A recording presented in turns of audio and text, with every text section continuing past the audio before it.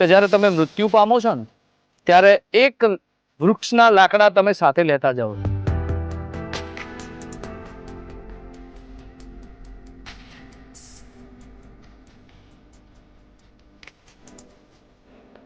નમસ્કાર મિત્રો, આજે મારી સાથે અજીતજી બાપુ છે, મારા પરમ સ્નેહી, પર્યાવરણ પ્રેમી.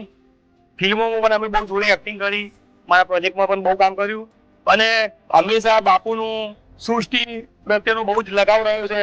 એ વૃક્ષો વાવવાની હોય, મને ખબર છે કે પહેલો તમે સાથે જતા હોય અને કોઈ ટ્રેક્ટરમાંથી કોઈ લાકડા કાપી નીકળતું હોય તો બાપુને ગમે તેવું કામ હોય, અર્જન્ટ પહોંચવાનું હોય પણ બાપુ પોતાની ગાડી ઊભી રાખીને પેલાની માહિતી મેળવે કે બધું આ ઝાડ ક્યાંથી કાપી લાવ્યો.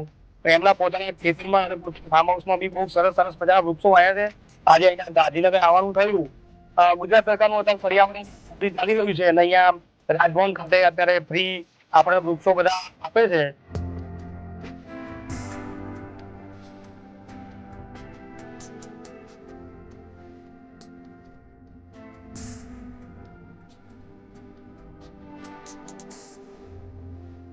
મિત્રો, લોકો પોતાના બગીચામાં નાના નાના છોડ વાવતા હોય છે, કુંડામાં ફૂલ છોડ વાવતા હોય છે અને ઘરમાં છાંયડા મળી શકે એવા ઝાડ વાવતા હોય છે. વૃક્ષો ટાળી અને એક નાના શ્રબ જેવડા છોડ વાવતા હોય છે. પરંતુ દરેક વ્યક્તિએ આવું એક વટવૃક્ષ વાવવું જોઈએ જે મોટો ફેલાવો થાય, ઓક્સિજન આપે. અને ખાસ હું આ ભારત વર્ષના હિન્દુઓને અપીલ કરું છું કે જ્યારે તમે મૃત્યુ પામો છો ને ત્યારે એક વૃક્ષના લાકડા તમે સાથે લેતા જાઓ. તો દરેક હિન્દુએ એક ઝાડ પોતાના લાકડા માટે અને એક ઝાડ પોતાના બાળકોના ઓક્સિજન માટે વાવવું જોઈએ. આવા વૃક્ષ વાવી અને ઓક્સિજનનું લેવલ ધરતી ઉપર બેલેન્સ થાય તેવું દરેક વ્યક્તિએ કરવું જોઈએ. દરેક આ સૃષ્ટિ પર જન્મ લેનાર વ્યક્તિએ એક વૃક્ષ વાવવું જોઈએ.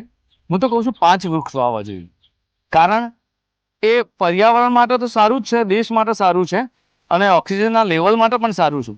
પરંતુ તમે તમારી આવનારી પેઢીને જો આ વૃક્ષને મ્યુઝિયમમાં કે પ્રદર્શનમાં જોવા ના માગતા હોય, તેમાં ના દેખાડવા માગતા હોય, તો તમે તમારા આંગણામાં એક વૃક્ષ વાવો.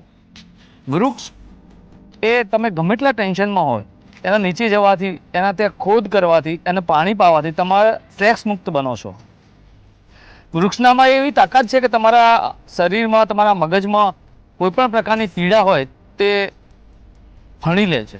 અને ઓક્સિજન ને એ બધી તો વાતો ઘણી થઈ ગઈ, પરંતુ વૃક્ષનો બીજો ફાયદો એ છે કે જ્યારે તમે બહારથી કોઈ પણ પ્રકારના વ્યવસાયિક કે સામાજિક કે અન્ય કોઈ પ્રકારનું મગજમાં ટેન્શન લઈને આવ્યા હો અને વૃક્ષ નીચે બેસી તમારા પસંદગીના વૃક્ષ નીચે બેસી તમે 5 મિનિટ ગાળો છો તો તમારું એ ટેન્શન મુક્ત થઈ જશે. પ્રયત્ન કરી જોજો.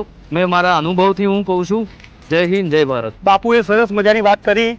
અમે તો નક્કી કરી લીધું છે કે અમે અમારું જીવન આ રીતે જ જીવવાના છીએ. તમારે પણ સારું જીવવું હોય તો તમે પણ નક્કી કરી લેજો. જય હિન્દ, જય ભારત.